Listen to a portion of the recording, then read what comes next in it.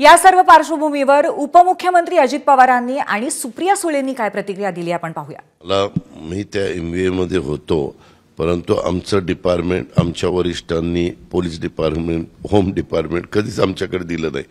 ते भुजबळ साहेबांच्याकडे राहिलं, RR पाटलांच्याकडे राहिलं, जयंत पाटलांच्याकडे राहिलं, अनिल देशमुखांच्याकडे राहिलं, दिलीप वळसे पाटलांच्याकडे राहिलं।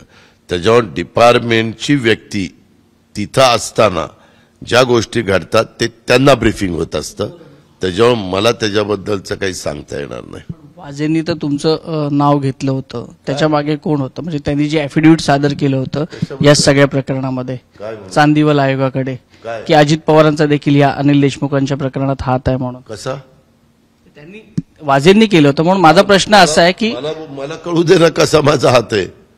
मी एवढाच सरळ मार्गी कसा हात आहे माझा? पण अनिल देशमुख बऱ्याच गोष्टींमध्ये हस्तक्षेप करायचे, चांदीवालांचा आरोप आहे। मला काही माहिती नाही त्यांनी कशाबद्दल नाव घेतलेलं होतं। माझा ह्याच्यात दुरान्वय देखील कुठेही संबंध नाही। त्याचा कुठलाही एव्हिडन्स मिळालेला नाही। जे आरोप बऱ्याच जणांनी केले देशमुख साहेबांवर, पण एव्हिडन्स अजिबात मिळालेला नाही। हे मला तुमच्या हेडलाईन मधून जे समजलंय, त्याच्यामुळे सातत्याने गलिच्छ राजकारण महाराष्ट्रात जे दुर्दैवाने होते।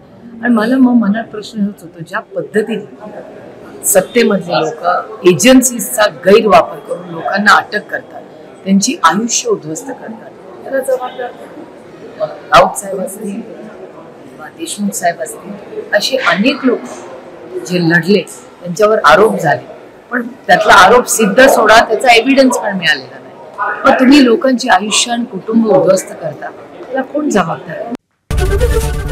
ABP माझा, उघडा डोळे बघा नीट।